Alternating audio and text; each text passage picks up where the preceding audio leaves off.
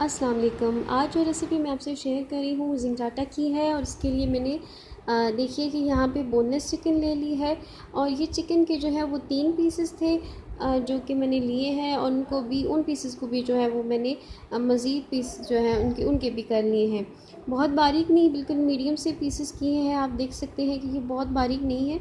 और इसके बाद जो है वो बोनलेस चिकन को जो है मैं आपके सामने भी इस तरह से बारीक करके आपको दिखा दूँगी कि ये मैंने किस तरह से ये बारीक करने हैं और बाकी के भी जो है वो मैं बारीक कर लूँगी। और यहाँ पर जो है मैंने हैमर ले लिया है और मैं इसको हैमर से जो है वो फ्लैट कर लूँगी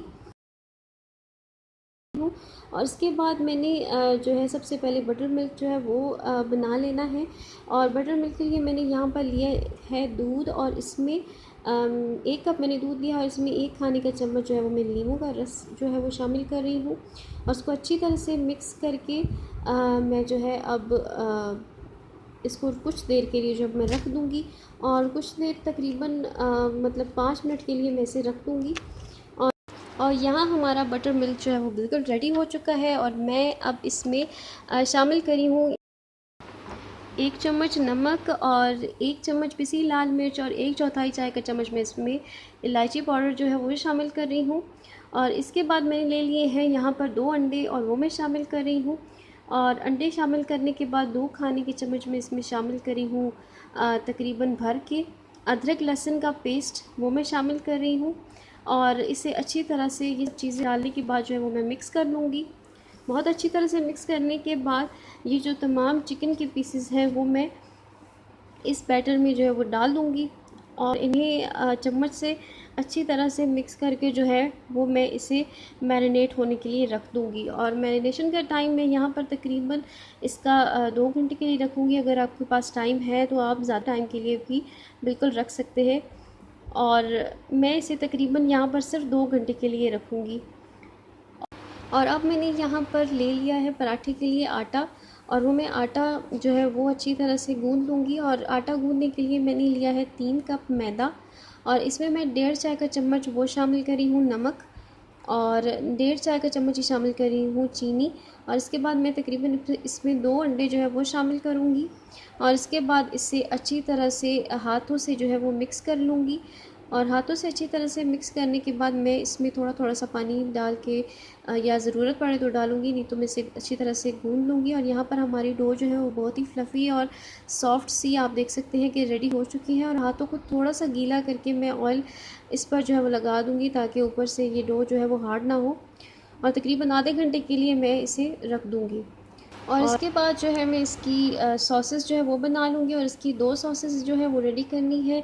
एक इमली की चटनी की सॉस और दूसरी मायो मिंट चटनी जो है वो सॉस रेडी करनी है। और सबसे पहले इमली की चटनी बनाने के लिए इमली को पानी में भिगोकर इसका गूदा निकाल लिया था और इसके बाद मैं इसमें 1/4 का चाय का चम्मच जो है वो नमक डाल रही हूँ, 2 चाय के चम्मच मैं इसमें चीनी डाल रही हूँ।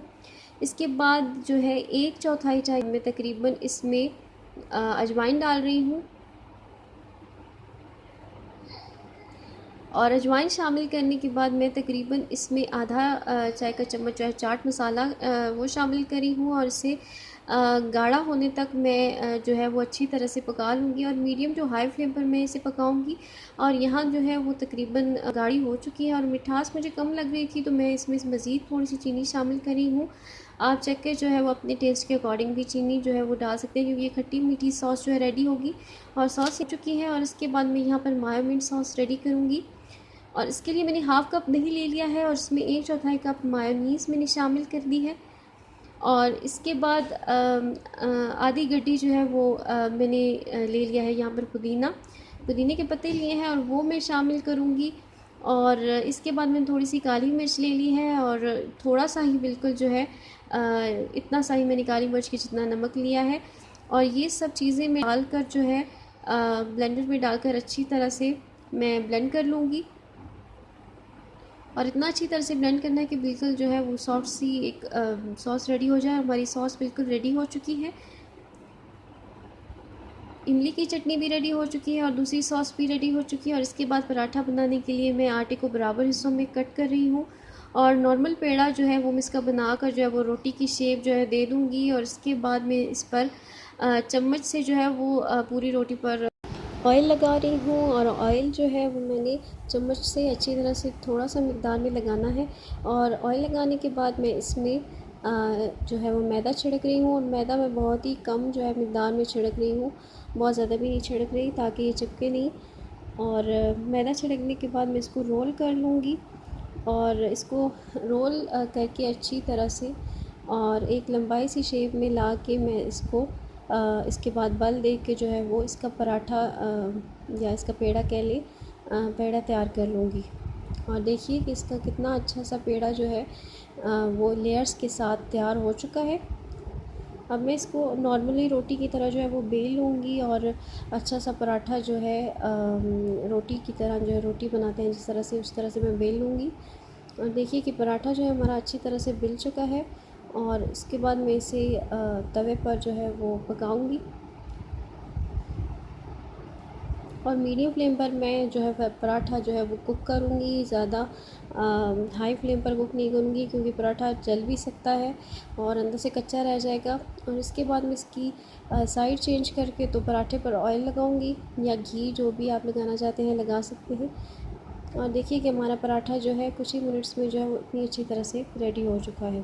और यहाँ मैंने बैटर में से चिकन के पीसेस जो हैं वो निकाल के अलग जो है रख लेने हैं। और मैं एक एक यहाँ जो है पीस करके वो अलग रखती जा रही हूँ।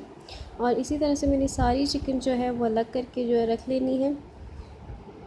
और इसके बाद इस पर मैदे की कोटिंग जो है वो मैं रेडी कर लूँगी। और मैदे की कोटिंग में मैं शामिल करूँगी आधा कप जो है कॉर्नफ्लोर का है। उसके बाद 1 चम्मच नमक है, 1 चम्मच लाल मिर्च पाउडर है, 1 चम्मच सूखा धनिया पिसा हुआ है, 1 चम्मच लहसुन पाउडर है और आधा चम्मच काली मिर्च का ही जो है वो बेकिंग पाउडर है। ये सारे मसाले मैं शामिल कर दूँगी और अच्छी तरह से मिक्स कर लूँगी।